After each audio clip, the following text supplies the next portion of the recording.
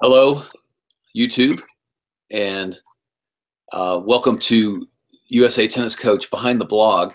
And we're going to just have a really snappy little conversation here. In the future, we'll probably go a little bit longer, but today what we're going to do is we're going to talk a little bit about the blog that came out this last week and kind of give some little more background. And it looks like the plan is that we're going to ping pong it between Sterling and I, where one week he's going to deliver something and then I'm going to deliver. And then you kind of see a different stamp of personality on each thing that we're doing. And this is really important because what it does, it reflects our own personal coaching philosophies, which, you need to develop your coaching philosophy. And then the other thing too is you'll see a lot of things that coincide, which is really important. But ultimately what we want to do is introduce this stuff so that you can make it your own. That's really our main point here. So we're going to cover a couple of different things. Good morning, Sterling. How are you? Good morning, Bill. Doing great. It's hot here in North Carolina for September. Unbelievable. Like 90 yesterday. All right, awesome. So we're going to dive right in, and we're going to get into the topics at hand. So, so we're talking about kind of the main course of the of developing a practice. So that there's a warm up and there's a cool down and there's fun games and all that. But what is the number one activity, the objective for the day that you really want to get going? Tell us a little bit about how you can be sure you're going to achieve your main objective of practice on the day. I think there's three things I go through when I first look at what I want to achieve. For one, does the practice reflect winning points? The whole objective of getting better in tennis is to win more, and players don't come out to practice to lose. They want to learn to win. So it has to do with the practice has to do the challenges and have to do with winning points. Number two, is it match court mindset first and then practice court mindset second? In other words, there's a big difference. Like I break it up into content and context. The content is how you hit a ball. Okay, so the swing path, the point of contact, movement associated, learning to control the depth and direction of the ball. The context is the what, the when, the where, and the why. So we went over the why. Why do you play the game? I'm trying to get better to win points. Where am I on the court? Where's my opponent? Where's the ball? Where's the ball landing on my side? Where's it landing on my opponent's side? The when is decision making. Okay, when do I hit this shot? When do I hit a different shot? In the point, right? When does it happen in the point? On the serve one, the serve two, and on. And then what? The shot selection. So when I look at arranging a practice, I want to, if I'm working on content, which is how to hit the ball, and it needs to be in the context of playing the game. And if it's like that, I found, especially over the last 5 years, and trying to transform the practice court, that when you have a practice, especially with a team, you don't have a lot of time to work on the how, but you can work on certain aspects of the how, but in the context of playing. Got it. Yeah. Got it. Okay. So, so now let's go a little bit deeper into developing the content of play within the context of play in practice. And it's a little bit of a mouthful, but I think I get the feeling that you're saying it specifically that way because it's something that can't be oversimplified. But one thing that I've started doing recently is telling my kids, no matter how old they are, a 6-year-old girl, I go, hey, everything we do here in this lesson is about winning tennis matches. And I've never had a kid tell me, no, that's not what I want to do. So anyway, so tell us more why you say exactly developing the content of play within the context of play and practice. What I found is that there's such a disassociation with so many junior players, and I'm hitting this great forehand, this great backhand, this volley, this smash, but how does it apply to the point? And so there's this disconnection of, okay, I've got this great stroke, but when the ball comes high and heavy, or if it comes low and outside, I can't use that simple technique we've been training, just throwing the ball in there right in my strike zone. So, having challenges that have purpose to them. For instance, scoring the challenge. I say challenge and replace it, replacing the word drill. Okay. So I know so some coaches, it would seem like a semantic, but it's really important. So I think when you're trying to gain a level of mastery, you have to have, like I said, we said in the blog, a closed challenge, a limited open, and then open it up to like a game base. So, for instance, let's say I'm trying to work on depth, and I want to work on timing and rhythm. So in the beginning of the practice, instead of just rallying the ball back and forth over the net and getting the ball in, I place yellow strips in the court. I say, I want you to try to hit the ball deep. I put them on a time. So how many deep balls can you make in 2 minutes or 1 minute? And that's how we warm up. We warm up with purpose. We're trying to automatically create good timing and rhythm, but not just that, good height over the net to produce depth. Well, height, spin, and speed produce depth. So that's what I'm trying to do that. So I set up a challenge that sort of automatically takes care of me explaining, hit the ball high, hit the ball more speed. So, okay, so the drill shows them the way that you don't have to talk about the way. Yeah, I mean, I'm reinforcing the language, but I'm trying to keep it simple. Got it. Okay, so it's funny because I relate this to my team of girls that have every single one of my girls' team has picked up a racket for the first time. So we're using run cage reverse, but I go, look, you're going to accidentally do the first shot because you don't control the ball really well. So if you accidentally cage them, then run them in the next ball. So we're having a lot of accidental stuff that's happening, and we're going to have to actually work up to being able to hit a target on the court deeper in the shot, and we're beginning to do that now. But let's move on to the next one. Practicing on purpose, meaningful challenges that have to do with winning points. So when is it meaningful, and what's an example of something that people do that's meaningless or not quite as meaningful? Well, let's tackle the meaningless. I mean, the numbers are clear. They're out. There's so much data being revealed right now because technology has allowed us to speed up this data mining and gathering.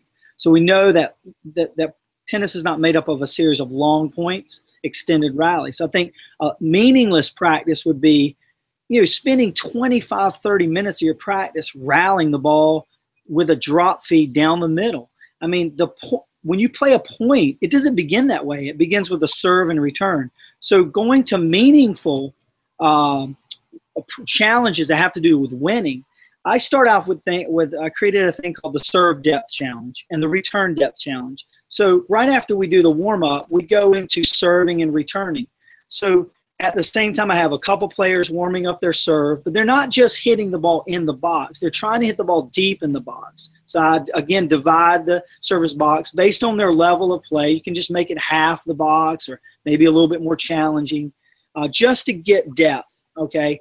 Then the returners are actually returning that serve, that practice serve, and they're trying to return it deep in the court. So again, we're in the practice mode. We're warming up our serve and return. We're not blasting, trying to win the point, but we're getting into the idea of winning because we're starting the point off with a serve and return, and that has to do with winning points. I mean, you have to do this, and I have found dealing with high school players of all levels, even like you said, just starting out, years ago when I coached maybe a JV girls team, to even at very advanced players.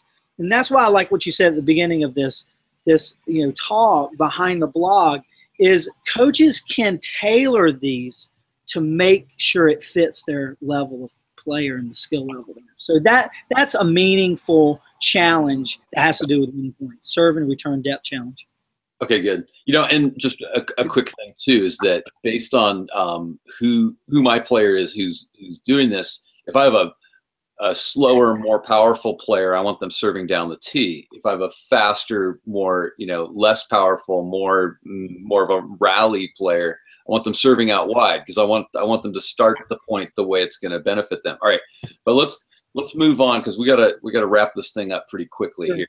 All right, playing harder instead of working harder. The difference in drilling and challenging. Yeah, I think that when you say drill, and the word drill actually came from the military, and when you think about going into the military and boot camp, oh man, it's hard as hell. I mean, because they call it Hell Week for a reason.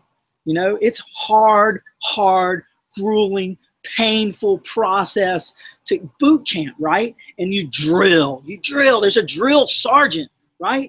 And I'll be the first to admit, look, I want things done right. I want kids to excel, and I'm not putting up with shenanigans on my court. There's a way to persuade, especially young players, to really work hard without telling them to work. And I say play harder because tennis is a game of playing, and there has to be a playfulness to the practice. If it's just they show up, it's every day, it's a grind, it's working. It sets off this mindset and this way of thinking of, I'm going to have to really strive at this thing. And I want them to relax because we know that when you relax on the court, you're able to flow. Tennis is a game of flow and rhythm and timing. And if I feel like I'm working, I'm tight, I'm struggling, and there's no rhythm and timing in playing the ball. So I just tell my players, look, I want you to play harder. And that's why I changed the word from drill to challenge, because challenge emphasizes this. I wrote it down this morning, and I'm having a mind blank. But basically, it's like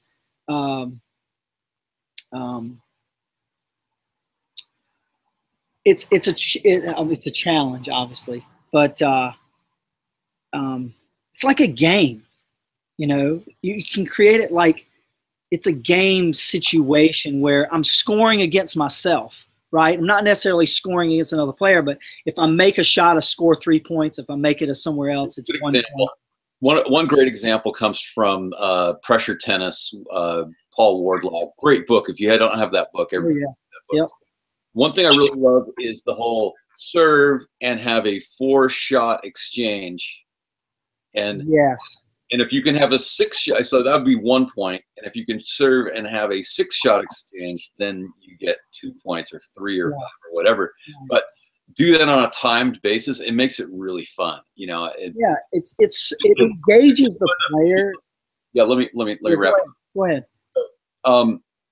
The thing that kids love, that I love about that, is it also teaches them to play quickly without rushing, because that's an important skill, to be able to be a good front runner, play quickly, but not rush your way into mistakes. But anyway, we're going to have to wrap up right there. So Sterling, tell us a little bit about what's coming up for you. So that, it's probably good because some people watching this might not know about your book. Why don't you talk about So first, I wrote a book. It launched last month. It's called 7 On-Court Strategies to Experience Your Play State.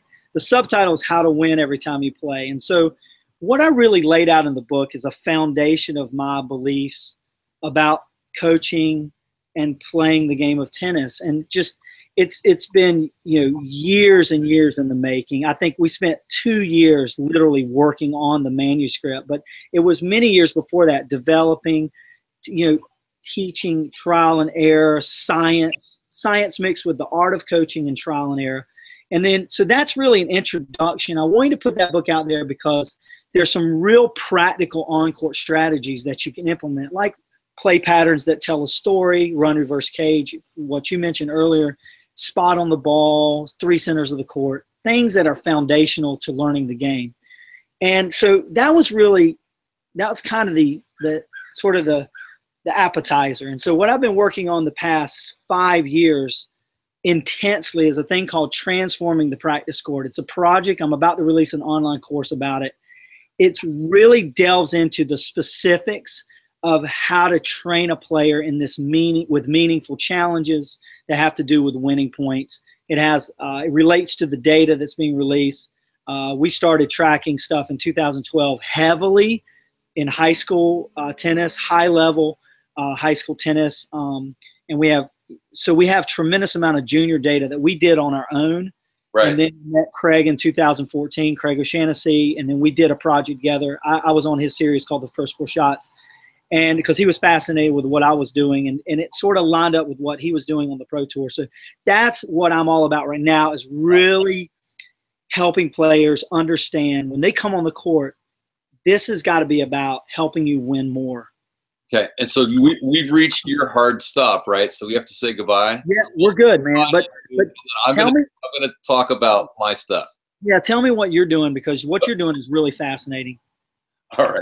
So yeah, I'm going on the road. I'm getting on the road. This is gonna be crazy. I don't know how. I didn't even feel inspired. I just started planning. It was weird, but going to Atlanta. I'm gonna be there for Tennis Against Breast Cancer, October 13th. But then I'm going to be meeting up with some coaches, Chuck Tomlin, John Carpenter, and my good friend Brian Shepard in the greater Atlanta area. So I'm going to be around on the 13th and 14th and 15th, and then flying out.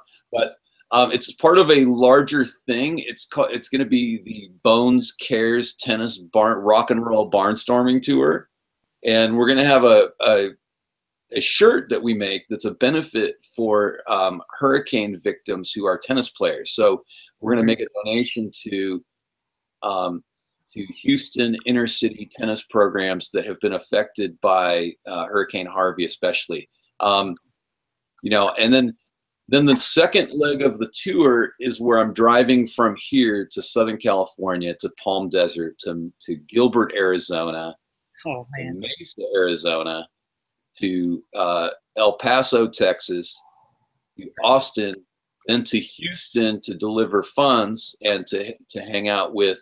So I'll be at the Texas High School Tennis Coaches Association speaking in Horseshoe Bay, which is northwest of Austin. Yeah.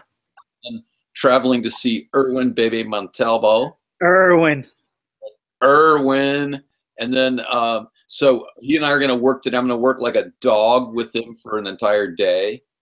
It's going to be insane, and we're going to videotape that. And then the rest is like in the ether right now. So if you want to book me to come do visual tennis training or the two-handed backhand stuff I'm going back through Dallas, Turkey, New Mexico, Flagstaff, Arizona, Las Vegas, Nevada, Bakersfield, California. So if you are around any of those areas and you want to invite me to stop in, I will gladly deliver a clinic for your players, work alongside you, and work like a dog. I mean, Sterling worked me like a dog. Oh yeah.